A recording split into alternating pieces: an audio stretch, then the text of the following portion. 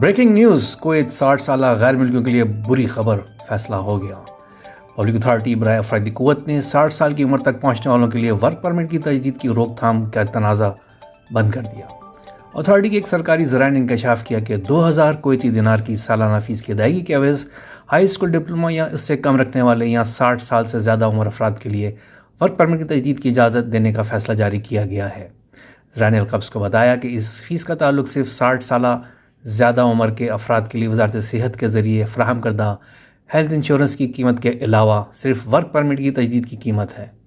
उन्होंने मज़ीद कहा कि अथॉरिटी इस फैसले की तफसीलात का ऐलान जल्द करेगी, जिस पर अथॉरिटी के बोर्ड ऑफ डायरेक्टर्स का कबल इत्तेफाक राय हुआ था।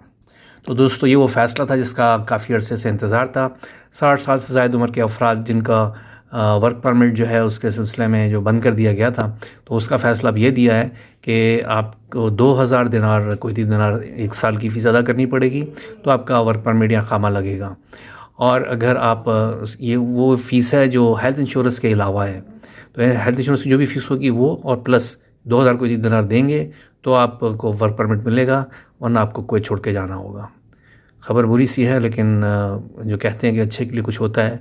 होपफुली इंशाल्लाह कुछ बेहतर ही होगा। वो लोग जो इसको फुलफ़िल नहीं कर पाएंगे और अपनी कंट्रीज़ में वापस जाएंगे, तो मायूस नहीं होना है, मजबूती के साथ रहना है, इंशाल्लाह अच्छा ही होगा। और बाकी दोस्तों, इस मेरे नए अकाउंट को ज़रूर लाइक कीजिएगा, क्योंकि फॉलो कीजिएगा, क्योंकि मेरे पहला अकाउंट जो वो बैन हो चुका है। वो कुछ न्यूज़ जो है वो शायद कुछ लोगों को पसंद नहीं आई थी, तो आप इसको दोबारा से फॉलो कीजिए, ताकि आपको अगर मेरी खबरें अच्छी लगती हैं, बर वक्त मिलती हैं, अगर आपको आप चाहते हैं कि ये आपको ऐसे ही मिलती रहें, तो इसको दोबारा से फॉलो कीजिए। शुक्रिया। और इसको अपने दोस्तों के साथ भी शेयर कीजिए, ताकि वो लोग जो अब मेरी न्यूज़ को जो है मिस करते हैं या किसी तरीके से नहीं पढ़ पाते हैं, तो वो भी इसको देख सकें। शुक्रिया, जज़ाकल्लाह खैर।